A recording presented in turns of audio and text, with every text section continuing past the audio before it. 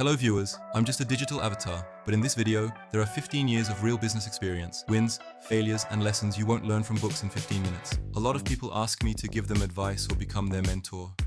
I really have a lot of good people that I communicate with, and I want to help them all and share my experience.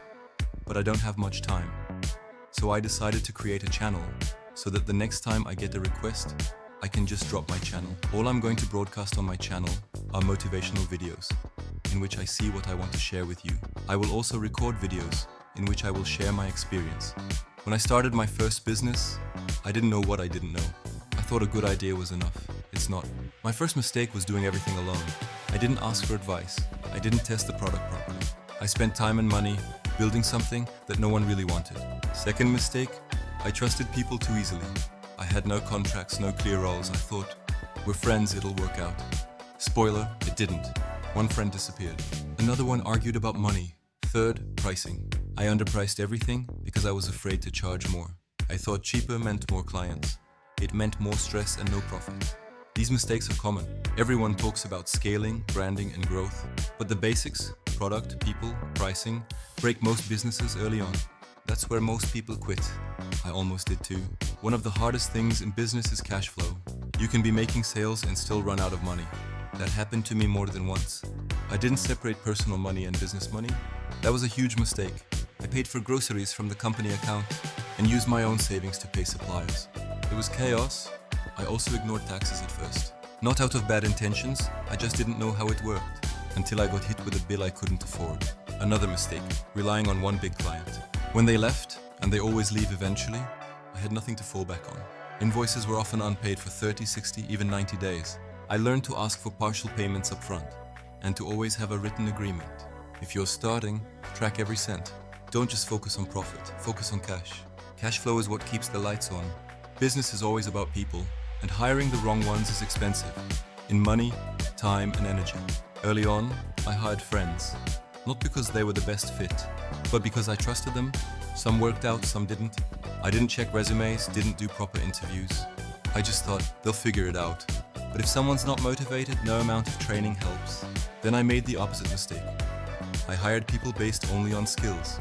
Great on paper, terrible in reality. Bad attitude, zero teamwork, no responsibility. I've also been slow to fire.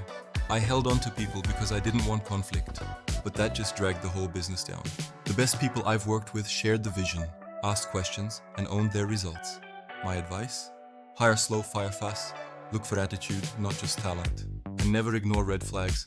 They always get bigger. I used to think, if I like the product, others will too. That's not how it works. My first few ideas were based on what I thought was cool. I didn't talk to customers, didn't test demand. I launched, and nobody cared. One time, I spent weeks building a service people said they wanted. But when it launched, nobody paid. Turns out people say a lot. Paying is different. Eventually I learned, the market doesn't care about your idea. It cares about its own problems. If your product doesn't solve a real urgent problem, it's a hobby, not a business. I also learned to stop guessing and start asking. Small surveys, test offers, simple landing pages, quick, cheap ways to learn before investing big. And I stopped chasing perfect. A simple working version that people actually want beats a perfect product no one uses. Rule: test fast, fail small, fix quickly. If I had to start over, I'd do a few things differently. First, I get real about money early, not just revenue. I'd understand cash flow, taxes, margins. I'd track every expense from day one. Second, I'd spend more time on people. Good people make the business easier. The wrong ones slow you down. Third, I'd test more and build less. I wasted time perfecting products instead of testing demand. I'd also take breaks. Burnout doesn't help the business. Thinking clearly does. And finally, I'd remind myself that slow progress is still progress. Most people quit too early, but most success comes from not quitting. It's not about being brilliant, it's about being consistent, patient, and smart with your energy. If you're starting something now, focus on the basics.